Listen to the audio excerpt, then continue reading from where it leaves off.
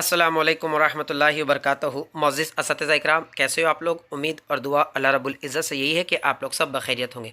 देखिए, आज 21 जनवरी 2024 को जो CTET का पेपर सेकंड मॉर्निंग शिफ्ट में जो हुआ है, उसका हम लोग उर्दू की जो गेसिंग आंसर की है वो जो तो आज देखने वाले हैं। CTET का paper second language first Urdu, यही आज हम लोग जो तो देखने वाले हैं। गेसिंग आंसर की है, मैंने यहाँ पे सारे के सारे उसके आंसर्स जो तो निकाल लिया हूँ, पूरा स्टडी किया हूँ अल्हम्दुलिल्लाह, और उसी के मुताबिक आप लोग को जो तो बतलाने की कोशिश करूँगा।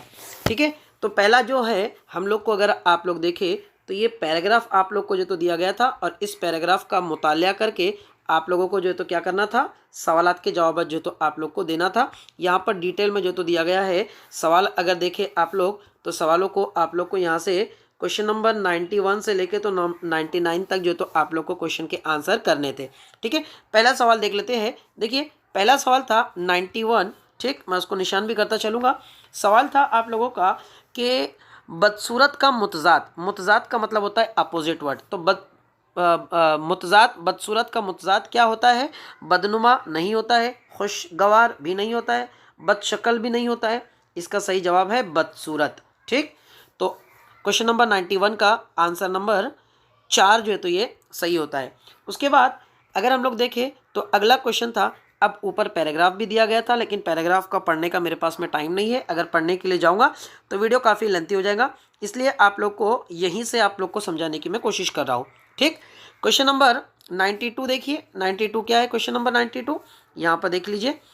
रेडियम की शुआएं इंसान पर कैसे असरअंदाज होती है? ठीक, तो पैराग्राफ में इसका जो सही जवाब है वो है आहिस्ता आहिस्ता खून के सफ़ेद और सुर्ख ज़र्रात को बिगाड़ देती है। ये इसका जो तो सही जवाब है। आप लोग देखते चलिए, ऑप्शन नंबर 1 भी नहीं है, ऑप्शन नंबर 2 भी नहीं है, और 4 भी नहीं है। सही जवाब है आहिस्ता आहिस्ता खून के सफ़ेद और सुर्ख खलिए बिगाड़ देती है। आइए अगले सवाल की ओर बढ़ते हैं। अगला सवाल है, डॉक्टरी में किसके बड़े बड़े काम लिए जा रहे हैं? यानी डॉक्टरी में जो तो किसके बड़े बड़े काम जो तो लिए जा रहे हैं। अब आपका ये सवाल तो बच्चा भी जो तो इसका आंसर कर देगा। इसका सही आंसर है रेडियम से। एक कांसे का भी जिक्र नहीं आया पैराग्राफ में, यूरेनियम का भी नहीं आया है, अल्मोनियम का भी नहीं आया है, रेडियम का है। तो जवाब नंबर 2 इसका जो तो सही होता है 93 का। सवाल नंबर 94 देख लीजिए। सवाल नंबर 94 है आप लोग का कि रेडियम के एक एक ज़र्रे की कद्र कौन करता है? पहले ही लाइन में जो तो इसका जवाब हम लोग को दिया गया है। सही जवाब है इसका, देख लीजिए यहाँ पर, सही जवाब है इसका यहाँ पर साइंसदा और डॉक्टर्स। ठीक, साइंसदा और डॉक्टर्स जो तो इसका सही इस्तेमाल जो है तो या उसकी कद्र जो तो करते हैं। पहली लाइन में उसका आंसर है। उसके बाद सवाल नंबर 95, रेडियम की किरणें अगर शीशे की तख्ती में दोबारा छान ली जाए तो जिस्म के किन रेशों को ज़ाइल कर देती है? ठीक, तो इसका 95 का जो आपका जवाब है वो है ऑप्शन नंबर 1। ठीक, ऑप्शन नंबर 1 क्या है? जिन पर सरतान का असर नहीं होता। ठीक, ये इसका सही जवाब है। आइए बढ़ते हैं अगले सवाल की ओर। देख लीजिए यहाँ पर है आप लोग का सवाल। अगला सवाल आप लोग का 96, ये देख लीजिए। मैं थोड़ा सा जूम करके बता रहा हूँ आप लोग को ताकि आप लोग को पढ़ने में आसानी हो। जो लोग रेडियम के ज़ेर इलाज रहते हैं वो अपनी हिफाजत कैसे करते हैं? जो लोग रेडियम के ज़ेर इलाज रहते हैं वो लोग अपनी हिफाजत कैसे करते हैं? तो उसका सही जवाब है यहाँ पर, एक मिनट, हाँ, सही जवाब है उसका आप लोग का यहाँ पर ऑप्शन नंबर 4। वो शीशे की डास्टें पहनकर अपनी हिफाजत करते हैं। ठीक, आइए बढ़ते हैं अगले सवाल की ओर। अगला सवाल है, शुआ की जमा क्या होती है? शुआ की जमा क्या होती है? ठीक, तो अशाएँ भी नहीं होती है, अशा भी नहीं होती है, शुआइन भी नहीं होती है। इसका सही जवाब है ऑप्शन नंबर, क्या होता है? Option number 4, शुआएँ। ये इसका सही जवाब है। आइए सवाल नंबर 98 की तरफ जो तो बढ़ जाते हैं। सवाल नंबर 98 है, रेडियम की शुआएँ या शुआओं से कहाँ के आसपास की खाल खुरदरी और मोटी हो जाती है? इसका जवाब एकदम बिल्कुल लास्ट में जो तो दिया गया है, लास्ट लाइन में, पैराग्राफ की लास्ट लाइन में आप लोग देखेंगे तो नाखून। ठीक, चूंकि पैराग्राफ में आँख का भी जिक्र नहीं आया है, कान का भी जिक्र नहीं आया, हाथ का भी जिक्र नहीं आया, नाखून और नाखून के आसपास की जिल्द को जो तो वो खुरदरी कर देता है। ठीक, आइए बढ़ते हैं सवाल नंबर 99 की तरफ। सवाल नंबर 99 है, रेडियम हमारे जिस्म के किन हिस्सों को दुरुस्त करता है। ठीक, जो रेडियम है वो हमारे जिस्म के कौन से हिस्सों को दुरुस्त करता है, तो इसका सही जवाब है हमारे मैदे को, या मैदे के हिस्सों को जो तो वो दुरुस्त करता है। गलत जवाब जिगर, दिमाग और दिल, इनका जिक्र आया ही नहीं है पैराग्राफ में, तो ये जवाब कैसे हो सकते हैं। ठीक, तो ये जवाब इसके जो तो दिए गए थे।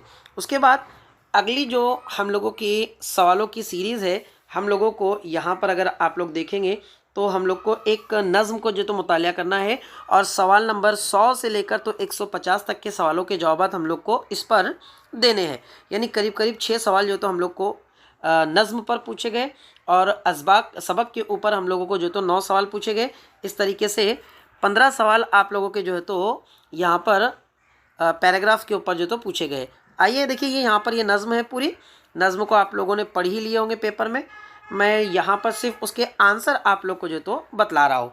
ठीक, यहाँ पर धूप का मुतज़ाद, तो धूप का मुतज़ाद तो कोई भी बतला देगा। धूप का मुतज़ाद छाया भी होता है, लेकिन धूप छाँव होता है, साया नहीं होता है। धूप का मुतज़ाद अगर देखिए तो छाँव होगा, वैसे साया भी होता है, लेकिन साया यहाँ पर नहीं है। परछाई, अक्स नहीं। धूप का मुतज़ाद जो है, मुतज़ाद का मतलब होता है ज़िद, यानी उसका अपोजिट, तो अपोजिट छाँव है। ठीक, आइए सवाल नंबर 101 की तरफ जो तो हम लोग बढ़ जाते हैं। सवाल नंबर 101 देखिए यहाँ पर है। ठीक, सवाल में पढ़ देता हूँ कि शायर को किस पेड़ की खुशबू आते जाते रोकती है। यहाँ पर देखिए सवाल कुछ इस तरीके से है। सवाल ये है कि शायर को किस पेड़ की खुशबू आते जाते रोकती है। सही जवाब है इसका आम के पेड़ की खुशबू। जवाब नंबर 2 जो है तो इसका सही होता है। आम के पेड़ की खुशबू शायर को आते जाते जो तो रोकती है, और यही खुशबू जो तो अपनी खुशबू, यही पेड़ जो तो खुशबू लुटाता है। ऐसा कहा गया है।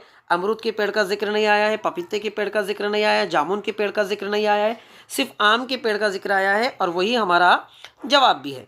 आइए सवाल नंबर 102, शायर के नज़दीक गांव के सब्ज़ व शादाब अशजार के दरमियान मज़े से क्या गुज़रती है। तो यहाँ पर अगर देखें हम लोग तो गर्मियों का जिक्र आया है, गर्मियाँ। ठीक, यहाँ पर पैराग्राफ में सर्दियों का भी जिक्र नहीं है, दूरियों का भी जिक्र नहीं है, छुट्टियों का भी जिक्र नहीं है। सिर्फ गर्मियाँ जो है तो वो बड़े मज़े से जो तो शजर के या अशजार के नीचे, अशजार अगर देखा जाए तो शजर की जमा होता है, तो शजर के नीचे ये बड़ी इत्मीनान से गुजरती है। आइए सवाल नंबर 3 देख लेते 103 देख लेते हैं। कितना खुश रहता हूँ डैश डैश जाते हुए, दजजील दिए हुए, सवाल देख लीजिएगा। हाँ, दजजील में दिए हुए लफ्ज़ का सही लफ्ज़ भरिए, यानी ये खाली जगह में जो तो हम लोग को सही जगह शब्द जो तो लिखना है। ठीक, तो यहाँ पे इसका सही जवाब है खेत से आते जाते हुए। ठीक, गलत जवाब रोज़, बाग, शहर, ये गलत जवाब है। सही जवाब है उसका खेत, यानी कितना खुश रहता हूँ खेत जाते हुए, ऐसा जवाब है इसका। सवाल नंबर 104 देख लीजिए। सवाल नंबर 104 है, शायर के नज़दीक कुशादा ज़मीन और खुला आसमां किन को मुयस्सर नहीं है। कुशादा ज़मीन और खुला आसमान किन को मुयस्सर नहीं है, तो यहाँ पर इसका सही जवाब है शहर के दोस्तों को। ठीक, अमीर लोगों को, सरमायादार लोगों को और बदज़ौक़ लोगों को ये पैराग्राफ में आए ही नहीं है, तो जवाब कैसे हो सकते हैं, यही है जवाब, शहर के दोस्तों को। सवाल नंबर 105 देख लीजिए। शायर के नज़दीक गांव का रास्ता कड़ी धूप में कैसा है। ठीक, तो शायर के नज़दीक कड़ी धूप में जो रास्ता है वो दुश्वार गुजार बिल्कुल नहीं है, खुशगवार रास्ता भी नहीं है, तपिश वाला रास्ता भी नहीं है, बल्कि ये छाँव का रास्ता है। पहली ही लाइन में जो तो इसका जवाब आया है। ठीक, यहाँ पर हम लोगों के जो पैराग्राफ के सवालात थे वो पैराग्राफ के सवालात हम लोगों के जो तो ख़त्म हुए। अब यहाँ से हम लोग का पैडागोजी जो तो स्टार्ट हो रहा है। देख लीजिए पैडागोजी में जो तो क्या कहा गया है, ताउनी तदरीस होती है। अब ताउनी तदरीस क्या होती है, अगर आप लोग इसके जवाब देखेंगे तो काफ़ी ज़ख़ीम है। मैं वीडियो को ज़्यादा लेंथी ना करते हुए डायरेक्टली उसका जो सही जवाब है उसकी तरफ मैं जो तो निशानदही करते हुए जो तो आगे बढ़ता हूँ। इसका सही जवाब है आप लोग का ऑप्शन नंबर 2। ठीक, ऑप्शन नंबर 2 जो है तो इसका ये सही जवाब है। ठीक, आइए सवाल नंबर 107 की तरफ बढ़ते। सवाल नंबर 107 इस साइड पर है ऊपर। ठीक, यहाँ पर देख लीजिए आप लोग, सवाल मैं पढ़ दूंगा आप लोगों को। सवाल है, सुरैया छठी जमात की तालिबा है जो जालंधर पंजाब से तमिलनाडु की मदुराई अपने वालिद के साथ मुंतकिल होती है और पंजाबी इसकी मादरी ज़बान है।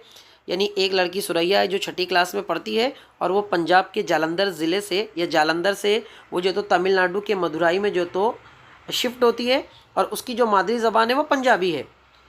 इसके अंग्रेज़ी स्कूल में बतौर दूसरी ज़बान पढ़ी। वो अपने पड़ोसियों से सीख कर तमिल बोल और पढ़ सकती है। जो ज़बानें अब वो जानती है, इसके हवाले से कौन सा बयान दुरुस्त होगा। ठीक, तो इसका जो सही जवाब है वो सही जवाब है ऑप्शन नंबर 1। ठीक, तमिल का शुमार इक्तिसाबी ज़बान और अंग्रेज़ी और पंजाबी का शुमार आमोज़शी ज़बान में होगा।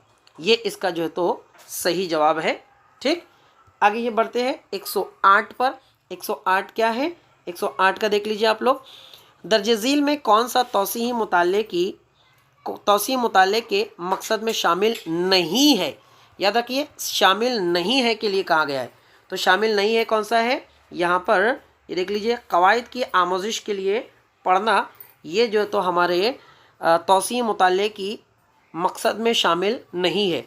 अगर शामिल होता कहते तो यहाँ पर ये 1, 2, 3 में से जो तो आ सकता था, लेकिन तौसीही मुताले का मकसद या मकासद जो है तो सिर्फ़ और सिर्फ कवायद की तदरीस करना या कवायद को पढ़ लेना, ये कतई जो है तो नहीं होता है।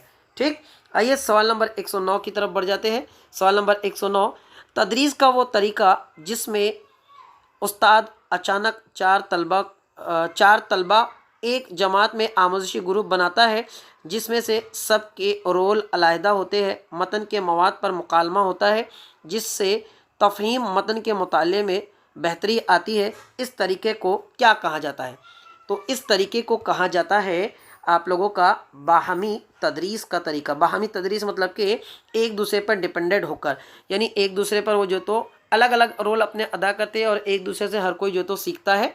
ठीक, आ जाइए बढ़ते अगले सवाल की तरफ। सवाल नंबर 110 है, रोज़मर्रा की ज़बान जो हम आपस में बात करने के लिए इस्तेमाल करते हैं इसे कहा जाता है। अब इसे क्या कहा जाता है, ऑप्शन नंबर 1 बुनियादी आपसी तरसील की महारत, ऑप्शन नंबर 2 तरसीली ज़बान की महारत, ऑप्शन नंबर 3 आपसी ज़बान की महारत और ऑप्शन नंबर 4 वकूफ़ी एकादमिक ज़बान की महारत। तो इसमें से इसका जो सही जवाब है वो सही जवाब है तरसील ज़बान की महारतें। ठीक, ये इसका जो है तो सही जवाब है, ऑप्शन नंबर 2 इसका सही होगा। तीसरा सवाल 111वां है, मतलब कि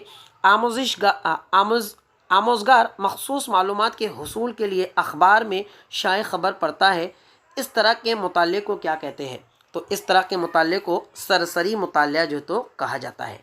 ठीक, पढ़ने की महारत, तनक़ीदी मुतालिया या गैर मुतालिया, ये जो तो नहीं कहा जाता, सरसरी मुतालिया जो तो कहा जाता है।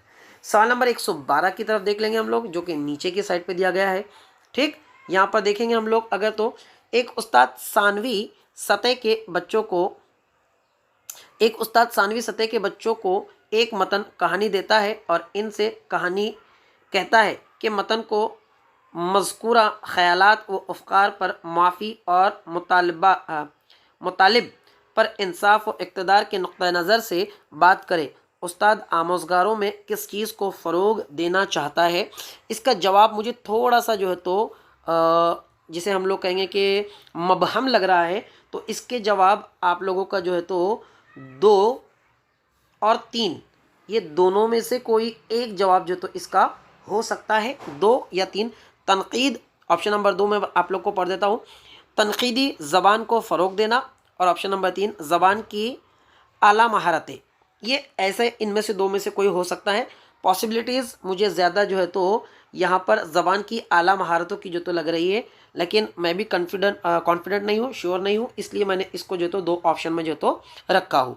आइए बढ़ते हैं अगले सवाल की ओर। अगला सवाल है आप लोग का सवाल नंबर 113, कवायद की तदरीस व आमोज़गार में तरीक़ अमल की मालूमात है।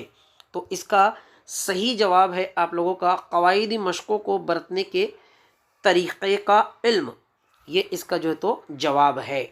ठीक, सवाल नंबर 114 की तरफ अगर हम लोग बढ़े तो सहलसानी फार्मूला के ज़िम्न में कौन दुरुस्त है। ठीक, अब सहलसानी फार्मूला क्या होता है, यानी मराठी में अगर कहा जाए तो जिसे हम लोग मराठी में कहा जाए तो त्रिभाषा सूत्र कहते हैं। त्रिभाषा सूत्र का मतलब होता है तीन ज़बानों का त्रिभाषा, यानी कि तीन ज़बानें, जो कि हमारे जो शिक्षण नीति है हम लोगों की उसके मुताबिक जो तो ये बात कही गई है। तो देख लीजिए यहाँ पे इसका जो सही जवाब है वो है ऑप्शन नंबर 1, अंग्रेज़ी ज़बान, हिंदी ज़बान, घर की ज़बान और मकामी इलाकाई या मकामी ज़बान बतौर पहली ज़बान। इस तरीके से जो है तो ये ज़बान हम लोगों को जो तो सीखनी चाहिए सहलसानी फार्मूले में। ठीक, आइए आगे बढ़ते हैं। सवाल नंबर 115 है, 115 भी देखिए। सवाल नंबर 115, उस्ताद तलबा को अंग्रेज़ी में एक कहानी सुनाता है और तलबा से ग्रुप में काम करने और मालूम ज़बान में कहानी को बताने के लिए कहता है और फिर क्लास की मुश्तरका ज़बान में कहानी बताने के लिए कहता है। इस तरह की तदरीसियात हिकमत अमली को क्या कहेंगे। तो इस तरीके की तदरीस या तदरीसियात को कसीर लिसानी तदरीस जो तो कहेंगे। कसीर लिसानी का मतलब होता है यानी एक से ज़्यादा ज़बानों में जो है तो तदरीस करना या एक से ज़्यादा ज़बानों में जो तो बच्चों से बुलवाना, ये जो तो तदरीस कसीर लिसानी जो तो कहलाती है। सवाल नंबर 116 है। ठीक, कोझिकोड में एक मखसूस बिरादरी मलयालम बोलती है और इस जगह बोली जाने वाली मलयालम से ज़रा मुख्तलिफ है। मखसूस बिरादरी के ज़रिए बोली जाने वाली मलयालम को क्या कहेंगे। सवाल नंबर 116 देख लेंगे ऑप्शन। ऑप्शन नंबर 1, मलयालम इलाकाई ज़बान या इलाकाई बोली। मलयालम की समाजी बोली, वो मुख्तलिफ ज़बानें हैं या मलयालम की दो किस्में हैं। तो यहाँ पर सबसे पहले जो एलिमिनेट होता है, दो मखसूस ज़बानें, ये भी नहीं होगा, और मलयालम की दो किस्में, ये भी नहीं होगा। ठीक, यहाँ पर मलयालम की समाजी बोली भी नहीं होगा। मलयालम की इलाकाई बोली मतलब कि उन इलाकों में बोली जाने वाली जो बोली है। देखिए बोली और भाषा में जो तो फ़र्क इतना होता है कि बोली का जो रिटर्न फॉर्म होता है वो अवेलेबल नहीं होता है और जो भाषा होता है उसका रिटर्न फॉर्म अवेलेबल होता है। जैसे अगर हम लोग मराठी ज़बान देखें तो मराठी ज़बान क ख ग घ च छ ज झ ये रिटर्न में मौजूद है, तो ये भाषा हुई। लेकिन अगर हम लोग ईरानी भाषा देखें तो ईरानी भाषा की जो तो कोई लिपि मौजूद नहीं है, इस तरीके से वो भाषा हुई। तो बोली और भाषा ये दो अलग अलग ज़मरे होते हैं, दो अलग अलग सेक्शंस होते हैं। सवाल नंबर 117 देखेंगे, इस साइड पर है, मैं आप लोग को बतला देता हूँ। हाँ देखेंगे, बैन लिसानी शनाख्त क्या है या शनाख्त क्या है। ठीक, तो बैन लिसानी शनाख्त अगर आप लोग देखें तो यहाँ पर आप लोगों का ऑप्शन नंबर 4 जो है तो ये हो सकता है। आमोज़गार का फ़ैसला कि मकामी ज़बान और हज़फ या हदफ की ज़बान में कुछ चीज़ें मुश्तरका होती है। मेरे मुताबिक ये हो सकता है, ये भी डाउटफुल क्वेश्चन है इसलिए मैं आप लोग को श्योर नहीं हूँ, लेकिन मेरे मुताबिक ये आंसर इसका लिया जा सकता है या हो सकता है। सवाल नंबर 118 की ओर बढ़ते हैं। सवाल नंबर 118, आमोज़गार को मुख्तलिफ ग्रुप में दर्जज़ील में आमोजिशी काम दिया गया है। मालूम कीजिए कि लफ्ज़ियात की आमोजिश को क्या कहते हैं। इन अल्फाज और जुमलों को मालूम कीजिए जो दर्जज़ील में लफ्ज़ों से मुताल्लिक़ है। अब अल्फाज क्या है देख लीजिए यहाँ पर। पहला अल्फाज है ख़ानदान, रिश्तेदारी और एहसासात या एहसास। तो इसका जवाब भी मुझे थोड़ा सा डाउटफुल है, इसके लिए भी मैंने जो तो दो आंसर जो तो मुंतखब किया हो। ठीक, एक मिनट रुक जाएंगे। हाँ, इसके लिए मैं जो है तो ऑप्शन नंबर 2 और ऑप्शन नंबर 3 पर ही जाऊँगा कि मजमूओं की लफ्ज़ियात और लफ्ज़ का दाम और सिलसिला। जो फाइनल रहेगा वो सीटेट ही बताएगा, ये गेसिंग मैं आप लोग को जो तो बतलाते चल रहा हूँ। सवाल नंबर 119 अगर हम लोग देखें तो 119 में अगर हम लोग देखें तो 7वीं जमात का उस्ताद जोड़ों में की जाने वाली सरगर्मी अंजाम देता है जिसमें हर जोड़े को 10 जुमलों की कहानी दी जाती है। एक कहानी के पहले लफ्ज़ को पढ़कर सुनाता है और दूसरे जुमले को लिखते हैं या सीखते हैं। फिर दूसरा जोड़ दूसरे जुमले पर पढ़ता है और दूसरे जोड़े पर पहला जुमला ये लिखता है। इस तरह पूरी कहानी मुकम्मल होती है। तो ये क्या कहलाएंगी? ये आप लोगों का कहलाएगा मिलकर सुनना। क्यों? क्योंकि जब तक बच्चा सुनेगा नहीं तब तक कि वो लिखेगा नहीं। यहाँ पर देखिए कंफ्यूज करने के लिए जो तो जुमलों का इमला, मिलजुल कर इमला लिखना और मिलजुल कर लिखना, ये तीनों ही अगर देखे जाए तो ये तीनों लिखने से मुतालिक है। लेकिन जब तक क्या कहा गया है कि मौलिम एक कहानी सुनाता है और फिर बच्चों को लिखने के लिए कहता है, तो जब तक के बच्चे सुनेंगे नहीं मिलजुल कर तब तक कि वो लिखेंगे नहीं। तो यहाँ पर ऑप्शन नंबर 2, 3 और 4 गलत है। ये ऑप्शन नंबर 1 जो तो इसका सही होना चाहिए। आखिरी सवाल है आप लोगों का, दर्ज झील में कौन इशाराती ज़बान के बारे में सही नहीं है? इशाराती, इशारों के ज़रिए से बोली जाने वाली ज़बान के बारे में कौन सा सही नहीं है, ये बताना है। सही नहीं है देखेंगे तो इशाराती ज़बान फितरी ज़बान होती है। फितरी ज़बान होती है, बिल्कुल सही है, ठीक। लेकिन ये जवाब हमारा नहीं हो सकता। क्यों? क्योंकि हम लोग को नेगेटिव पूछा गया है। इशारती ज़बान के कवायद नहीं होते, ठीक। क्या कहा गया है कि इशारती ज़बान के कवायद नहीं होते, ये भी इसके लिए बिल्कुल सही है। इसके कोई कवायद नहीं होते। अब सही है इसका मतलब ये हमारा आंसर नहीं है। इशारती ज़बान के भी कवायद होते हैं, यहाँ पर ये जवाब हमारा सही है क्योंकि इशारती ज़बान के कोई कवायद नहीं होते। अब कवायद मतलब के ग्रामर। कभी देखिए आप लोगों ने जो इशारे में ज़बान में बात कर रहा है, इशारे की ज़बान में, तो उसके कोई कवायद हो सकते क्या? नहीं हो सकते। तो ये जवाब गलत है और हम लोगों को पहचानने के लिए भी गलत ही कहा गया था कि कौन सा सही नहीं है वो पहचानिए। चौथा ऑप्शन भी हम लोग देख लेते हैं। इशारती ज़बान की बहुत सारी किस्में हो सकती है। बहुत सारी किस्में हो सकती है, बिल्कुल ये सही जवाब है। यहाँ पर ये सही है, लेकिन हमसे सही भी नहीं पूछा है, हमसे गलत पूछा है और इसका ऑप्शन नंबर 3 सही है, ऐसा मुझे जो तो लगता है। उम्मीद करता हूँ आज का वीडियो आप लोग को पसंद आया होगा। अगर वीडियो पसंद आया तो आप लोग चैनल को सब्सक्राइब कर लें, लाइक करें, शेयर करें। इसी चैनल के द्वारा मैं आप लोग को महा टीईटी, सीटीईटी और जो टीचर का जो टेट का एग्ज़ाम है उसकी स्टडी भी जो तो मैं करवाता हूँ। आप लोग चैनल को सब्सक्राइब कर लें और लिंक को आगे शेयर ज़रूर करें। दुआ का तालिब, आपका दोस्त, आपका खादिम शाकिर शेख सर। मिलते हैं अगले वीडियो में, तब तक के लिए अल्लाह।